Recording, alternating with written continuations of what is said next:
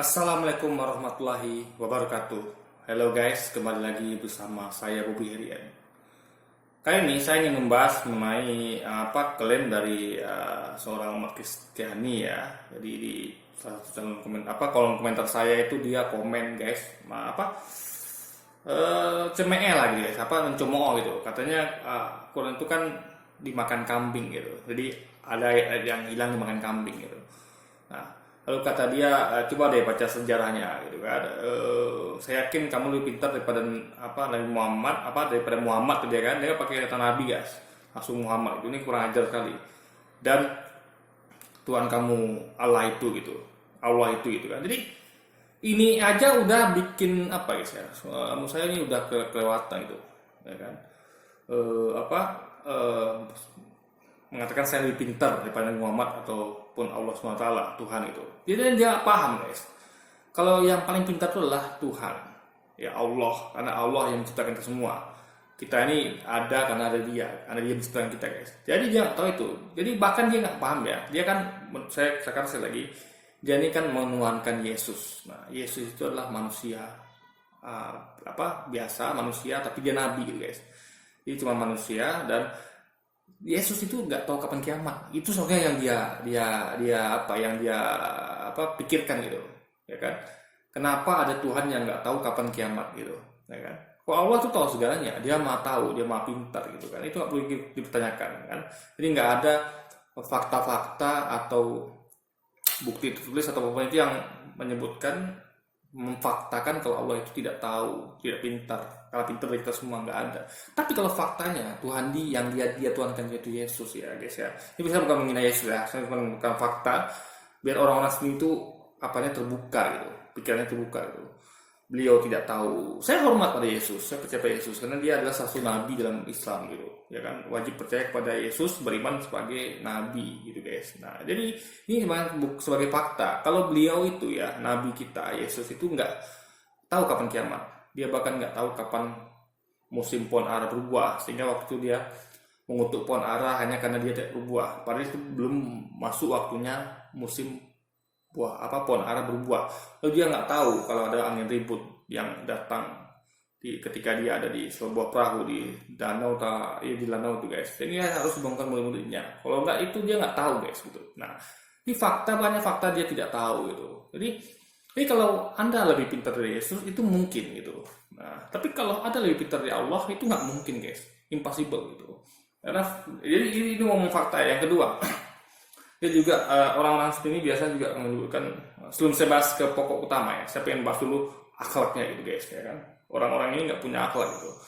Nah, padahal dia tuh kalau kita tahu ajaran Kristen itu kan ajaran kasih. Ini saya buat para umat Kristiani yang membanggakan jargon ajaran kasih ya. Ajaran kasih itu kan jika kamu ditampar oleh pikiranmu, maka berilah kepikiranmu. Nah, artinya ya, jangan kita menyerang orang lain ya. Menampar itu kan dalam artian bisa bukan dengan fisik ya, tapi kan itu semacam kiasan, analogi. Bisa juga dengan menyerang orang lain dengan ucapan gitu, menyerang orangnya, agamanya gitu. Nah, dia menyerang Nabi umat Islam, menyerang Tuhan umat Islam. Itu jadi dia tuh belum ditampar pipi kanannya, dia udah nampar pipi orang tuan guys gitu.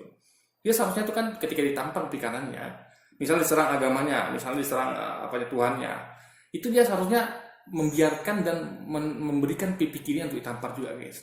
Itu ajaran kasih kan, tapi dia belum lagi ditampar, udah nampar orang lain duluan guys. Itu kritik keras saya kepada kaum umat Kristiani yang seharusnya mendapatkan ajaran kasih gitu guys. Ajaran kasih itu bagus kalau bisa diterapkan itu, tapi kayaknya impossible karena banyak sekali oknum yang di luar sana tuh yang jauh sekali dari ajaran kasih gitu kan. Kayak Luis Pasito juga dia mengatakan Ustaz Weleng itu tukang bohong ya kan. Padahal faktanya saya udah buka kemarin itu nggak ada kata-katanya yang ngomong bahwa pendeta itu menyembunyikan atau berbohong guys. Jadi sekali lagi ya, saya itu mengatakan Ustaz Weleng ini aja tukang bohong, itu sudah menyerang pribadi Ustaz Weleng gitu. Atau mengatakan ada satu agama di luar sana tuh yang baru keluar 3 hari murtad itu sudah dibunuh. Nah, itu kan ngomong lagi menghina agama lain, apapun itu agamanya. Tapi saya yakin itu Islam gitu. Ini masuk oleh Luis Pasito. Itu sudah menyerang agama lain, itu sudah menampar. Tapi orang-orang ini bahkan kayak Luis Pasito pun yang berkhotbah itu juga melanggar prinsip ajaran kasih gitu guys. Nah, Ya itu poinnya ya. Jadi orang ini juga menyebutkan Uslim gitu kan. Dia menyebut saya itu Uslim, UCLIM. Soalnya kan umat Islam gitu. Udah disingkat jadi disingkat gitu kan, dipakai lagi Uslim gitu. Uslim. Jadi Muslim gitu kan. Nah, ini kan kurang ajar guys, sudah penghinaan. Lalu dia bilang juga kadrun gitu. Kata gurun. Jadi orang-orang ini nggak punya akal guys. Jadi kemana ajaran kasih yang Anda gembar-gemborkan selama ini gitu? Jadi, itukah yang dijadikan oleh para pendeta dan gereja kalian gitu kan? Itu kritik keras saya. Yang kedua, ini yang paling penting guys, kita masuk ke pokok bahasan ya. Dia mengatakan ayat Quran tuh ada yang hilang karena dimakan kambing. Nah, ini saya dibuat mana videonya. Pentingnya hafalan gitu guys. Kayaknya dia belum nonton video ini, dan ini sebenarnya video itu perlu ditonton gitu. Ada harus tahu betapa pentingnya hafalan. Jadi gini guys ya. Kalau semua sudah dihafal dalam kepala, nggak perlu lagi teks, ya, nggak perlu lagi teks. Dan ingat, pertama kali itu Nabi Muhammad turun, itu nggak ada perintah Nabi Muhammad untuk membuat teks Quran, nggak ada. Kenapa? Karena semuanya udah ada dalam kepala para sahabat. Semuanya sudah tersimpan dalam memori para sahabat. Kenapa? Karena mereka hafal luar kepala. Dan mereka praktekkan terus dalam sholat, dalam setiap ibadah mereka praktekkan.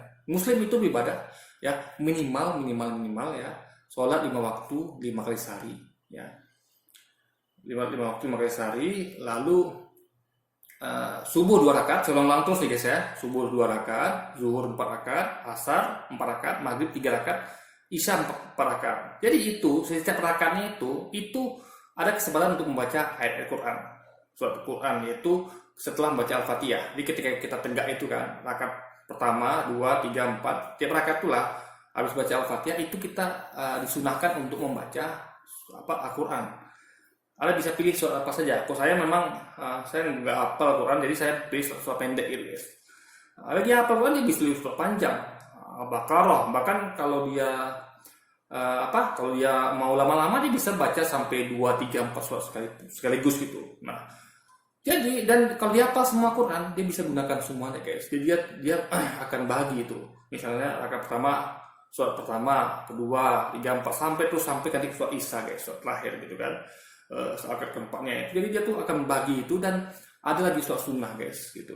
Nah, belum lagi kalau dia lagi duduk gini, misalnya dia baca hafalan dia gitu kan, ngulang hafalan. Jadi itu udah ada dalam kepala dia guys, memori dia gitu. Jadi makanya kenapa Nabi Muhammad itu tidak pernah memerintahkan untuk menuliskan di lembar-lembar. Waktu itu kan belum ada buku ya, kertas belum ada. Waktu itu masih lembarnya seperti pelepah kurma, apalagi waktu itu ya, kulit kambing gitu kan. Belum ada media seperti sekarang, buku kainat belum ada guys, atau komputer gitu kan, atau gadget. Nah, Nabi Muhammad belum memerintahkan gitu. Kenapa? Karena metodenya dihafal guys, ngerti kan? Kalau dihafal itu sudah beres semuanya. Nah, kemudian hari ketika Nabi Muhammad sudah meninggal, tinggallah para sahabat. Nah, para sahabat mikir tuh, ada satu orang yang mikir kan, ini gimana? Kita memang oke lah, memang aman, memang ada penghafal Quran, memang ada banyak penghafal Quran. Tapi kan kita pengen lebih aman lagi. Ya kan gini, kan nggak semua orang hafal Quran. Nah, bagaimana untuk orang-orang yang nggak hafal Quran ini? Nah, mereka tentu butuh teks gitu kan. Misalnya saya nih, saya nggak hafal Quran ya. Memang saya jujur katakan apa adanya, memang saya nggak hafal Quran. Karena itu memang orang hafal Quran itu istimewa guys. Habis Quran itu istimewa, penghafal Quran. Nah, itu orang-orang seperti kami ini itu butuh teks. Kenapa? Karena ketika membaca Quran, kami kan nggak hafal semuanya. Saya hanya hafal berapa surat-surat gitu guys. Itu pun surat-surat pendek gitu kan. Surat panjang paling berapa ayat saja. Nah, kami butuh sekali teks, berupa teks gitu, ya kan? Karena kalau kami membaca atau mengapa kan butuh teks. Nah, untuk mereka hafal Quran, mereka butuh itu lagi gitu. Maka itulah diinisiasikan oleh para sahabat itu, gimana kalau kita bukukan aja Quran ini. Nah, maka itu semua. Jadi sebenarnya ya para sahabat ini juga ada yang menuliskan. Jadi meskipun mereka hafal, mereka tetap jaga-jaga gitu.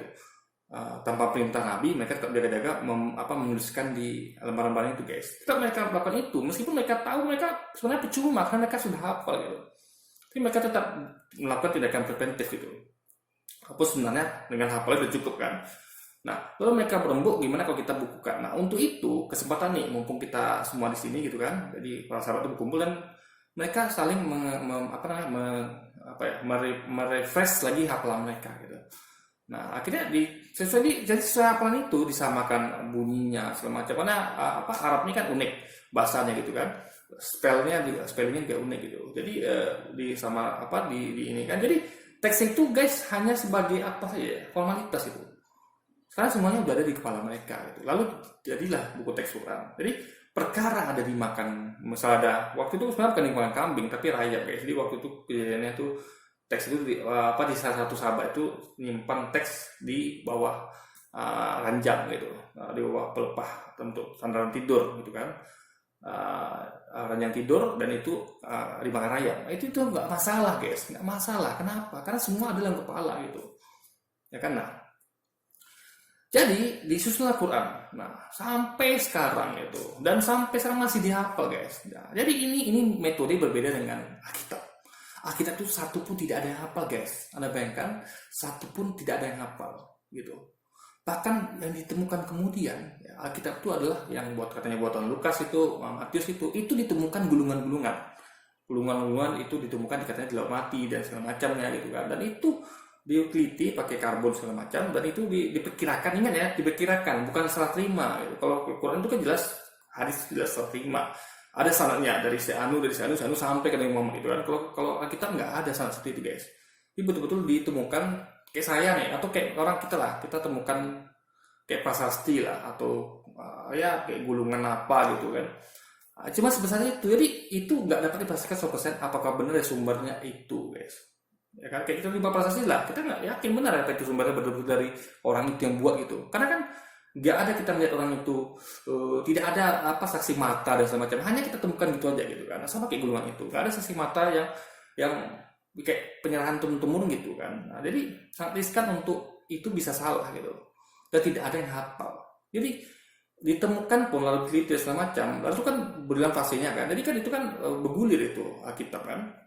Nah, karena tidak ada hafal, jadi orang tuh bisa memanipulasi dengan gampang gitu. Karena satu pun tidak ada yang bisa mengecek, ya kan. Nah, jadi makanya agak heran ditemukan kemudian ada para pakar Alkitab, 73 pakar kita tuh setelah meneliti, mereka menemukan kajian kalau itu banyak ayat tambahan ya, kitab yang sebelumnya tidak ada baru tambahkan kemudian guys. Dan juga kita lihat banyak ayatnya bertolak belakang gitu kan, banyak catatan nggak sesuai. Ada yang bilang ini jumlahnya segini, si Lukas ngomong jumlah segini ya kan, pasukan itu dan apa itu jumlah kuda dan sebagainya itu ya, ada bilang segini gitu. Jadi ada kekecauan balauan guys gitu, karena semuanya berdasarkan teks bukan hafalan gitu. Nah, contoh kayak sekarang nih, misalnya yang sederhana aja, simpel sekali itu adalah Pancasila misalnya. Gak usah saya ngomong hafalan ayat pendek saya ya, soal pendek saya, cukup Pancasila aja. Anda tahu, saya tidak pernah butuh sama sekali teks Pancasila. Ya. Bagi Anda juga di sana yang hafal Pancasila, ketahui ya saudaraku, kita semua tidak butuh lagi teks Pancasila. Jadi ketika teks Pancasila dia dihanguskan di muka bumi ini, dihapus semuanya, teks-teks itu gak lagi dibakar sebenarnya, kita gak khawatir. Kenapa? Kita bisa kembali menuliskan di teks karena kita sudah ada di kepala kita gitu guys ya. Sila pertama Pancasila adalah ketuhanan yang Maha Esa. Sila kedua kemanusiaan yang adil dan beradab. Sila ketiga persatuan Indonesia. Sila keempat kerakyatan yang dipimpin oleh hikmat kebijaksanaan dalam pemusatan perwakilan. Sila kelima adalah keadilan sosial bagi seluruh Indonesia. Apa terjadi? Saya nggak butuh teks guys. Saya nggak butuh teks sama sekali. Ya, dan saya yakin banyak luar sana juga apa Pancasila luar kepala. Itu yang simple aja, nggak usah lagi ngomong Quran guys ya. Ngomong yang simple aja lah, yang bisa Anda pahami, Pancasila. Apa kita butuh teks? Tidak. Makanya misalnya ada berita nih, teks Pancasila dimakan rayap, dimakan kambing. Apakah itu bisa dipalsukan Pancasila? Nggak bisa, kita hafal guys. Jadi ketika Anda mencoba memasukkan Pancasila, anggap dia buat sila ketiga itu adalah persatuan Cina misalnya, atau persatuan Italia misalnya, kita langsung tahu. Banyak yang protes, bro, di kepala saya nih, ingatan saya, apa saya bilang itu sila ketiga adalah persatuan Indonesia gitu. Simple guys. Maka itu gunanya hafalan, itu gunanya. Anda nggak butuh teks lagi. Makanya kalau seluruh umat Islam hafal Quran, nggak ada yang butuh teks lagi guys gitu. Tapi memang itu suatu hal yang untuk hafal seluruh umat tuh, menurut saya, bukan menurut saya, tapi memang kayaknya memang Allah nggak tadikan segitu. Minimal banyak penghafal Quran gitu. Makanya umat Islam tuh dari dulu sejak zaman Muhammad sampai sekarang tuh nggak pernah khawatir Qurannya dimakan rayap kayak terbakar kayak apapun itu, kayak ada akan banyak penghafal Quran yang akan bisa menuliskannya kembali, mengecek lagi tulisan yang sudah ada guys. Nah, itu yang tidak Anda pahami gitu. Jadi ketika Anda katakan belajar sejarah gitu kan, dulu akuanmu dimakan dimakan kambing, ya kan? Sehingga teks Quran kurang. Berarti Anda nggak pakai logika Anda gitu. Entah Anda tidak tahu kalau misalnya itu metode yang menghafal, entah Anda nggak ngerti ya kalau pentingnya apa itu seperti itu gitu. Nah itu guys. Nah juga ketika misalnya kita ujian nih, saya menghafal sebelumnya, ya kan? Nah, jadi orang yang menghafal tuh akan tenang ketika ujian. Dia bisa jawab kalau ujian yang tenang. Dia udah dalam kepala dia. Mereka dengan orang yang tidak menghafal, dia akan bawa contekan kan? Kenapa? Dia nggak ada isi kepala guys itu. Hafalannya nggak punya gitu. Sehingga dia akan melihat contekan atau melihat teman kiri kanan sebelahnya. Nah, mungkin saudara kita ini yang menghina Islam ini, menghina saya dengan sebutan Muslim, kadrul, lalu saya lebih pintar daripada Nabi Muhammad atau Allah, itu dia mungkin kebiasaan nyontek mungkin pas belajar dulu sekolah ya. Dia nggak biasa menghafal gitu.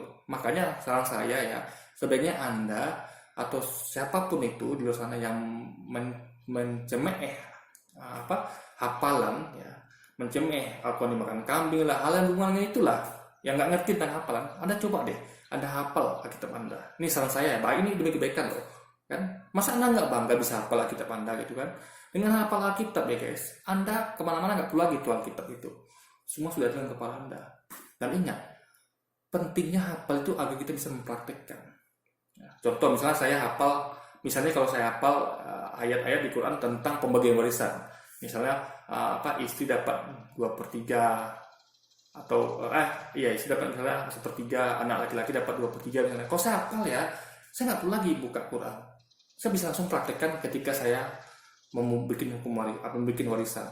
Saya akan tulis wasiat, anak laki-laki dapat 2/3 bagian ya, nanti kalau saya meninggal gitu. Atau misalnya hukum lainnya, misalnya saya tahu kalau di Quran itu tertulis ya wanita wajib untuk aurat, saya bisa praktekkan. Saya akan ingatkan kepada istri saya atau wanita-wanita yang saya kenal ya, yang kaum muslimin, ingatkan dia, ingat di Quran tertulis ya, kita wajib, wanita laki-laki juga ya, wajib untuk aurat. Jadi kenapa bisa dipraktekkan? Karena hafal guys. Coba kalau nggak hafal, ya kan, Anda bakal tahu kalau ada ayat itu gitu. Makanya mungkin karena mereka nggak hafal itu, mereka tidak melaksanakan ajaran kasih. Karena mereka bahkan ajaran kasih dia mereka nggak hafal gitu. Atau mereka nggak paham bahkan gitu kan, ajaran kasih seperti apa. Sehingga mereka melakukan ajaran parbat dengan menghina agama lain, orang lain, dan menghina umat agama lain guys.